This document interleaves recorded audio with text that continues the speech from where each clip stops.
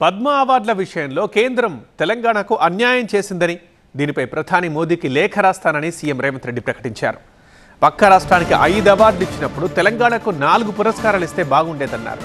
తెలంగాణ నుంచి కేంద్రంలో ప్రాతినిధ్యం వహిస్తున్న వారు ఆలోచించాలంటూ కోరారు. కేంద్రం ఇలా వివక్ష చూపినప్పుడు ప్రజాస్వామిక నిరసన తెలుపుతున్నట్లు చెప్పారు రేవంత్.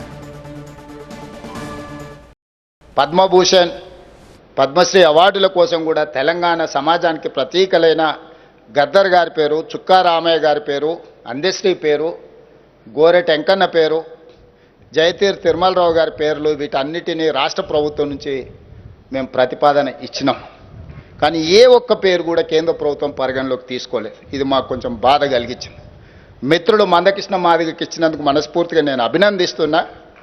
కానీ కేంద్ర ప్రభుత్వం గద్దర్ను, చుక్కా రామయ్య గారిని, జయ జయ హే తెలంగాణ అందించిన అందశ్రీని నూతన సంవత్సర శుభాకాంక్షలతో మెడికవర్ ఫెర్టిలిటీ మీకు అందిస్తోంది ఉచిత కన్సల్టేషన్ మరియు అల్ట్రాసౌండ్ స్కానింగ్. అలాగే సీమెన్ అనాలిసిస్ పైన 50% డిస్కౌంట్, సాధారణ రక్త పరీక్షల పైన 10% డిస్కౌంట్ తో పాటు IUI ఉచితం. గోరెట్ వెంకన్నను, జయతీర్ తిరుమలరావు గారిని అసలు పరిగణలోకే తీసుకోకపోవడం అనేది ఇది మన తెలంగాణ సమాజానికి కొంత బాధ కలిగించే అంశము. ఇప్పటికైనా ఈ ప్రాంతం నుంచి కేంద్రంలో ప్రాతినిధ్యం వహిస్తున్న పెద్దలు ఆలోచన చేయాలి. మిత్రుడు కృష్ణమాదిగకి ఇచ్చినందుకు మనస్ఫూర్తిగా అభినందిస్తున్నాం. సమాజంలో ఉండే చాలా రుగ్మతల మీద చాలా సంవత్సరాలుగా పోరాడిండు. కానీ వారితో పాటు ఈ 4-5 పక్క రాష్ట్రంలో 5 ఇచ్చినప్పుడు కనీసం మనకు ఒకటి తక్కువ ఇచ్చిన 4 ఇచ్చినా కూడా ఈ పెద్దలందరికీ గౌరవం దక్కు ఉండేది. నేను తొందరలోనే ప్రధానమంత్రి గారికి లేఖ రాయబోతున్నా.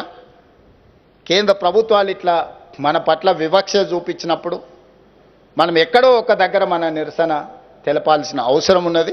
ఆ నిరసన ప్రజాస్వామ్యయుతంగా ఉండాలని నేను బలంగా నమ్ముతున్నా. ఈ వేదిక మీద నుంచి మా అసంతృప్తిని కేంద్ర ప్రభుత్వానికి తెలియజేస్తున్నాం.